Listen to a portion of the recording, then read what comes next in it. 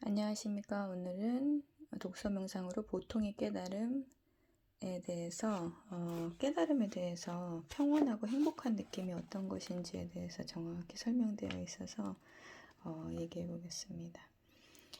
깨어남이 부르는 가장 명백한 내면의 변화는 행복함과 몸이 아주 평온하고 편안한 어떤 일이 있어도 내면이 흔들리지 않은 상태인데 내면의 변화가 행복감일 때 우리는 그걸 깨달은 사람이라고 얘기하는데, 이 느낌을 제일 먼저 말하지 않는 것은 앞에 설명한 내면의 고요함과 연결감, 그러니까 어떤 나보다 더 큰 존재와 연결되어 있다는 그 느낌 때문에 이렇게 얘기하는데, 깨어났다고 해서 늘 흔들림 없는 축복 상태에 사는 건 아니다. 왜냐하면 의식의 모든 단계가 다 있으니까요. 그러나 일반적으로는 다른 사람들보다 훨씬 더 만족한 상태에 머문다.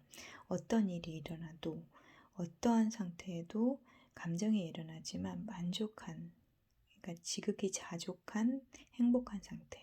그런 행복감을 느끼는 가장 큰 이유는 수면 상태의 인간을 괴롭히는 정신적인 괴로움, 미래에 대한 습관적인 걱정, 과거에 대한 부정적인 감정, 일상적인 걱정 등등에서 벗어났기 때문이다. 깨달은 사람들은 어떤 의도도 하고 의식을 많이 하지만 오랜 기간 좀 수행을 하거나 명상을 많이 하면 이러한 상태에 도달할 수 있어요. 그래서 깨어난 사람들은 지루함, 외로움, 불만 같은 부정적인 상태에 훨씬 덜 빠진다.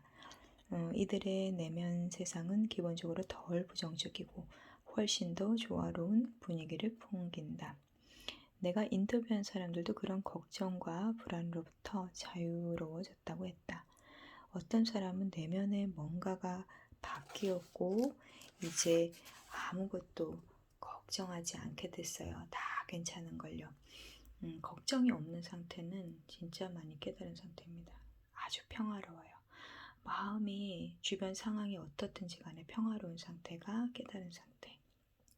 유사하게 어떤 사람, 아이린이라는 사람은 정말 평화롭고 자유로워요. 걱정할 일이 없고 걱정되지도 않아요. 스트레스가 사라졌어요 라고 했다. 매일 한 1분에서 5분이라도 명상하는 시간을 따로 떼어서 이 고요한 시간을 가지면 이런 상태가 지속됩니다. 그리고 다른 사람들도 일반적으로 만족감과 내면의 평화와 자유를 말했다. 대부분의 시간 절대적으로 행복하다고 느껴요. 아주 깊은 곳에서 우러나오는 평화의 느낌이 확고부동하죠 라고 강력하게 말하는 사람도 있다. 정신적인 문제들에서 벗어나는 것은 분리감이 없어지고 내면의 고요가 찾아왔기 때문이다. 결과적으로 상대방과 내가 하나라는 거, 외부 세상과 내가 분리되지 않는 비이원성의 상태에 머물기 때문에 분리감이 없어지고 모든 게 다 외부 세상과 내가 하나인 상태가 되기 때문에 깊은 내면의 평화에 몰입을 하게 됩니다. 정신적인 문제는 결국 우리의 부정적이고 불편한 머릿속에서 수다에서 나오는 것이다. 명상을 하거나 고요히 있으면 머릿속의 수다가 자연적으로 사라지니까 이런 분리감은 사라지고 평화만 찾아오게 됩니다.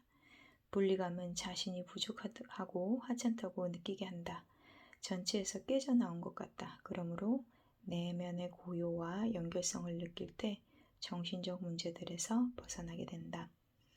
내면의 고요와 연결감은 또 다른 효과도 있는데 이것도 행복감과 관계가 있다. 다름 아니라 우리 존재의 영적인 본질을 경험하게 하는 효과가 있다. 수면 상태에 있는 우리는 보통 우리의 본질과 단절되어 있다. 에고의 강력한 경계 안에 갇혀 있기 때문이다. 1장에서 사용했던 비유를 들자면 에고는 자연과 분리되어 있는 대도시와도 같아서 도시 밖의 자연과 그 빛을 감지하지 못한다.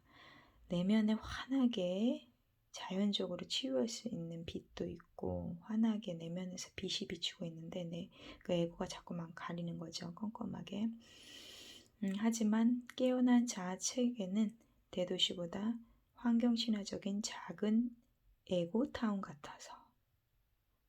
그러니까 깨어났다라는 거는 대도시보다는 친환경적인 자연스러운 상태, 에고타운이 아니라 에코타운 같아서 섬세하고 자연을 침해하지 않으며 머릿속 수다가 만들어내는 안개로부터 대체로 자유롭다 보니 자연과 그 빛을 감지할 수 있다. 그래서 평화로워진 상태, 깨달은 상태가 되면 자연 속에 많이 머물게 됩니다. 그리고 자연 현상을 볼 때 거기에서 빛이 보이고 무한한 평화가 느껴집니다. 이때 우리 존재의 영적인 에너지가 우리를 관통하며 자유롭게 흐른다. 우주에 편재하는 영적인 힘과 본질적으로 같은 바로 그 에너지 말이다. 우파니샤드가 말하듯이 브라흐만은 곧 우리의 영혼, 즉 아트만이다. 그리고 우리 안에 있는 것이든 세상 속에 있는 것이든 이 에너지의 본질은 축복이다. 내면에서 이 에너지를 경험할 때 우리는 그것의 축복도 경험한다. 그것이 내면이 자연스럽고 확실한 기쁨으로 가득 찬다. 내면이 교요하고 평화로울 때 이러한 축복이 느껴집니다. 마지막으로 깨어난 상태의 행복감은 감사의 마음과도 관계가 있다. 깨어난 사람은 건강, 자유, 사랑하는 사람을 비롯한 인생의 모든 것들에 감사한다. 감사합니다라는 단어를 자주 쓴 사람은 일상에서 깨어난 상태로 지낼 때가 많습니다. 그래서 감사의 인사도 빠르고 즉각적이고 세상 모든 만물에게 감사해서 행복한 상태의 내면에 머무르게 됩니다. 그 수면 상태에 우리는 그런 것들을 당연하게 여기고 그 가치를 알아보지 못한다.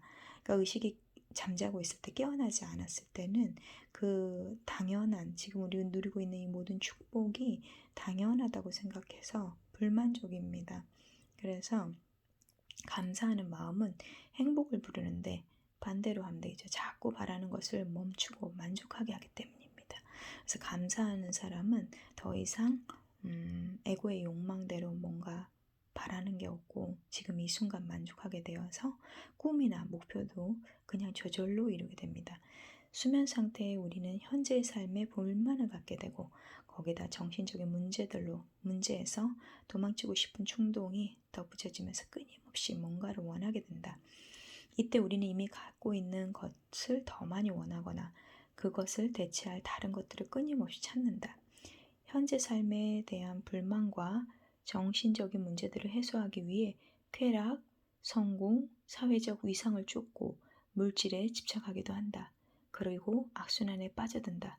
불만 때문에 늘 뭔가를 원하지만 그 원하는 행위 자체가 또 불만을 더 원한다. 계속해서 뭔가를 원하고 욕심이 끊임없는 거죠.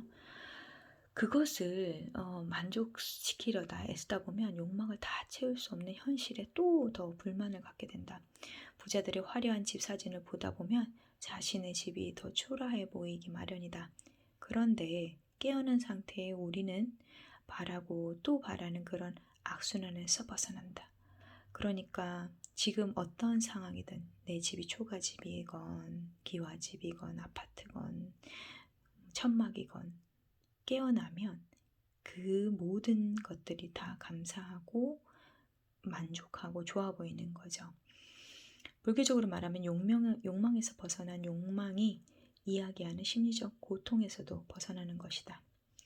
그리고 깨어나면 수행을 많이 하거나 명상을 많이 하면 죽음에 대한 두려움이 사라집니다. 일반적으로 에고의 상태에 있을 때는 죽음 때문에 두려움이 생겨서 두려움 때문에 아무것도 하지 못하고 내면이 평화롭지 않고 걱정이 많아요.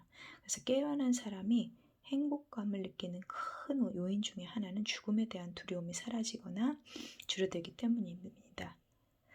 꼭 죽음에 대한 두려움만이 아니라 깨어나면 모든 두려움이 전반적으로 줄어들게 되어 있다. 그래서 도전이나 모험을 아주 적극적으로 하고 싶은 대로 잘하게 되죠.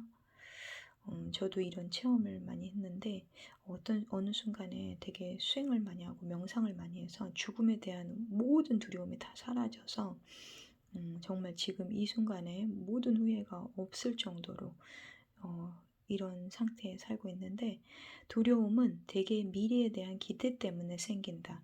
그러므로 깨어나서 현재에 살게 되면 두려움은 줄어든다. 두려움은 분리된 에고가 느끼는 나약함 때문이기도 하다. 에고는 심리적 애착 관계가 자신의 의지에 반해 사라질까봐 두렵고 심리적 감정적으로 상처받을까 두렵다. 깨어나 안전을 보장받는 느낌, 앞으로 곧 살펴볼 특징이 커지면 그런 두려움은 줄어든다. 우파니샤드에 따르면 세상과 하나가 될 때 두려움은 사라진다. 다시 말해 두려움은 분리감 때문이다. 분리를 느낄 때 우리는 나약해지고 세상은 위협적이 된다. 죽음에 관한 두려움은 가장 근본적인 두려움이다. 에고는 죽음 앞에서 특히 나약하다고 느낀다. 언제고 죽을 수 있다는 그 사실. 그리고 그동안 성취한 모든 것이 결국 사라진다는 사실이 특히 사후세계를 믿지 않을 때는 더욱더 허무감으로 다가올 수 있다. 그러므로 현대 서구 문화에서 죽음이 터부가 된 것도 당연한 일이다. 우리는 죽음에 대해 생각하기도 바라기도 싫어한다. 그러므로 죽음에 대한 두려움이 사라지는 것만큼 강력한 경험도 없고 그만큼 자유를 부리는 경험도 없다.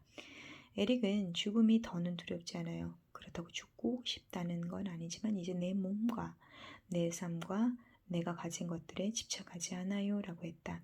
길고 긴 격변의 시기를 겪으면서 단계적으로 깨어난 크리스도 유사하게 죽음에 대해 이제 고요해졌어요.